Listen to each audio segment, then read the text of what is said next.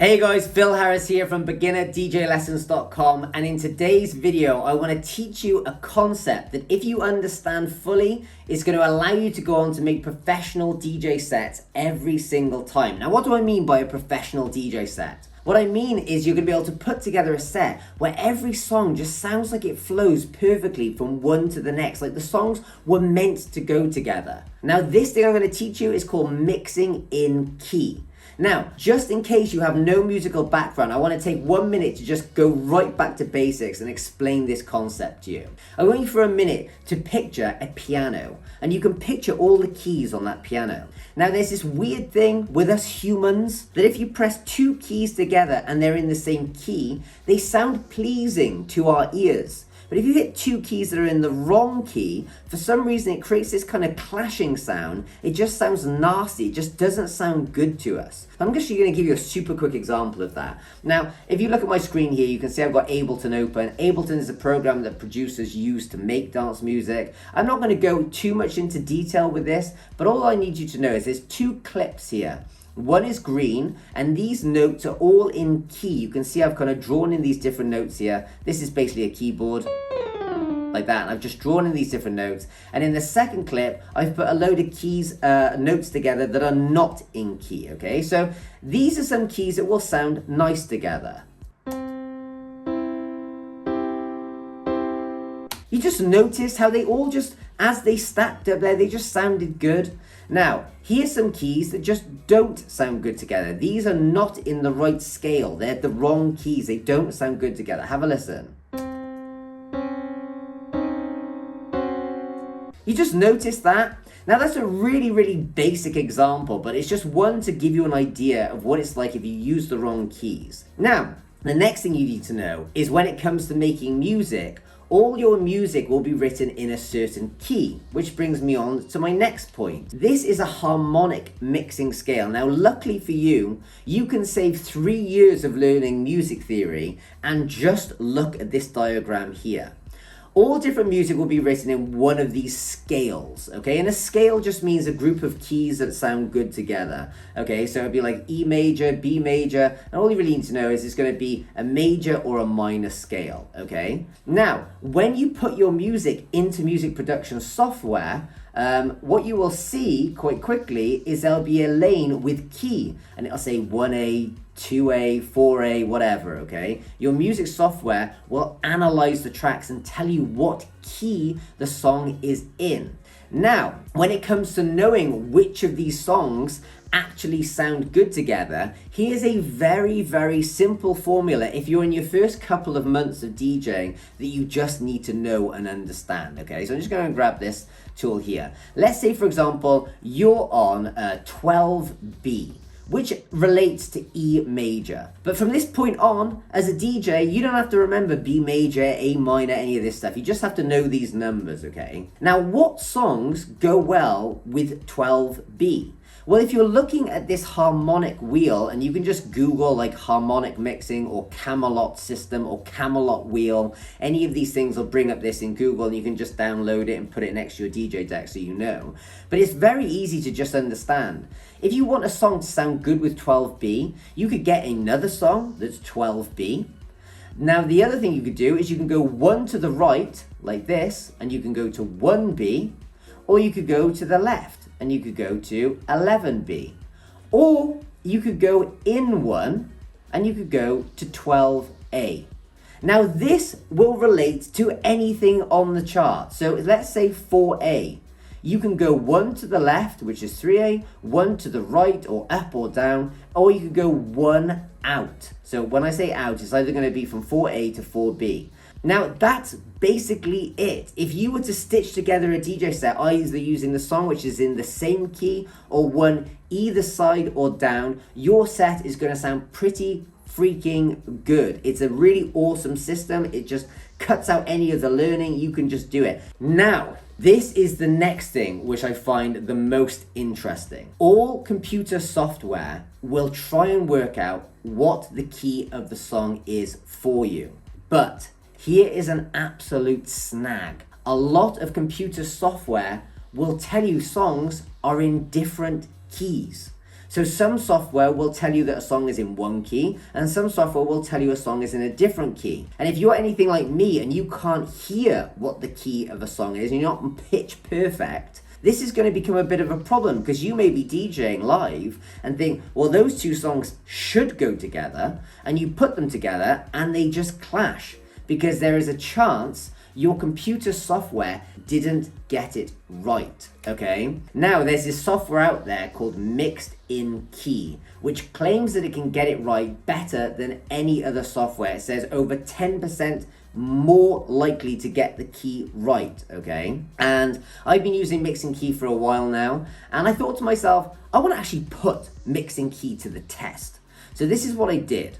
I went and downloaded 8 different songs, only 8, because, you know, I didn't want to turn this into a giant experiment. I just wanted to take 8 tracks. And what I did was I ran those same tracks through the key detection software in Serato, the key detection software in Rekordbox, and then the key detection software in Mix and Key to see which one got it right most of the time. Now you might say, yeah, but Phil, how do you know what the actual key is to test this against? Good question. Very clever question. What I did is I went to Beatport and I went and looked up all the different tracks that I downloaded, because on Beatport you can see the key is here, right? And I'm just assuming that Beatport is gonna get this right. Now I may be wrong, but I'm assuming they are gonna have it right, okay? I've always trusted Beatport. So what I did is I ran the software through Serato. You can see there's the tracks here and it gave them keys. I ran it through Rekordbox and it gave them keys here with its own detection software. And I ran it through Mixing Key. Then what I did is I went and, just like a real geek that I am, I made a little spreadsheet, because I'm a geek like that. So what I did is I put the song here, then I put the actual key, the one I got from Beatport, down here, and I'm assuming those are correct. And then I went to Rekordbox and put in the results. I put in Serato's results and I put in Mixing Key's results. Now bear in mind, anybody who works with stats out there will know that when you just run it with 8 tracks, it's not really the strongest thing. I'd probably have to do it with 100 or 200 tracks to really get a good idea of this. But I just wanted to do a quick experiment. And I have to say, I was actually blown away by how good Mixing Key was. So Rekordbox, as you can see in green, got 4 out of the 8 right. Serato got 3 out of the 8 right. And Mixing Key got 7 out of the 8 right. So I was really blown away by this. Now, of course, you can go and do your own experiments if you want. Perhaps I should have made this longer, but look, I just did that. So this is another reason why I use Mixing Key. Now, just in case you're wondering, the way it works is you essentially just go and run your songs through Mixing Key like this. Once you've done it, Mixing Key will tag your song with the correct key, and then when you drag it into Rekordbox or into Serato, it will upload the key from Mixing Key, okay? That's essentially how it works. Now, I know with Serato, you can just analyze the track and it'll bring in the data from Mixing Key, but with Rekordbox, when you import it, you have to just deselect the option for Rekordbox to give its own key. So just deselect that option and it will upload the Mixing Keys information. Now, just while we're here as well, I actually want to tell you 2 other things that I think are kind of cool about Mixing Key. And by the way, this is specifically Mixing Key 10 as well, so this is a brand new one. So 2 other things, or actually one other thing which I think is kind of cool, okay? No, there is 2 things. 2 things. Mixing Key will give you the energy level of a song. So like, how kind of the energy of it. Is it higher energy? Is it low energy? I don't exactly know what they are basing this on, but having listened to a couple of the different songs, I can definitely see that they're getting that energy level about right, okay? It's probably to do with the key, like is it a higher key? Is it a faster tempo? It's going to be stuff like that.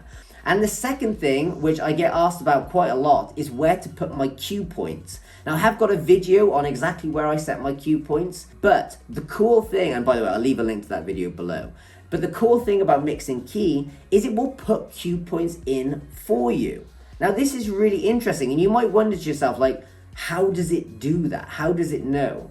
Well, it's all based on phrasing. they will put in cue points at kind of important points of the song. So it'll be like at the beginning of the drop, at the beginning of the build-up, at the end of the intro, at the end of the drop. They're putting them at certain points that would be useful for a DJ. So if you have a large collection of music and you just don't want to put in the cue points, and you just want to have a good idea of, different sections of the song, Mixing Key actually does that for you, which is freaking cool. As you can see, like if I open up one of these, you can kind of visually see, look, there's the intro, there's the end of the intro, and there's a cue point. Here's the beginning of the next section. You can visually see it's put cue points in the right place, which is really, really awesome. So again, great thing about Mixing Key is you can get that, and you can basically export the cue points straight into Rekordbox or Serato. Guys, I'm just editing this video, and there's one last thing which I think is relevant that I do want to throw into this video.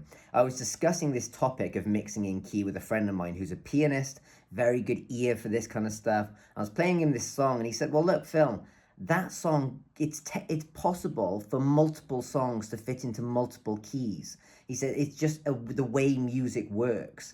So he said that song that Mixing Key got wrong, for example, he said there's a chance they could actually both be right. And so the point that I actually want to kind of point out here is that the one thing you always have to bear in mind is when it comes to mixing in key, these are guides, and they're very good guides, okay? But always remember, just use your ears. If it sounds good to you, it'll sound good to most people, okay? So these keys are a great way to guide you to which songs will most likely sound good together. But always remember, just use your ears. If it sounds good, it works. If it doesn't sound good, it doesn't work. It's a really important point to throw in there. So remember, these are just guides. So there you go, guys. That's Mixing in Key for you. Hopefully you've learned something. Hopefully you can go away and start to apply these theories into your own DJ sets. If nothing else, go and grab 2 tracks that are in the same key and try beat matching them. You'll notice that they just sound so good together. Interestingly, this program, Mixing Key here, I started using because I know tons of big DJs, from David Guetta to James Hype, use this rather than the built-in stuff in Serato or Rekordbox. And actually, having done that test here today, I'm really pleased that I do use this software, because it does seemingly get it right more than Rekordbox and Serato, which is awesome, because it just means my DJ sets are going to be more consistent. That's absolutely everything. If you want to learn more about DJing, go and check out beginnerdjlessons.com. I'll leave a link to Mixing Key below. See you in the next video. Ciao.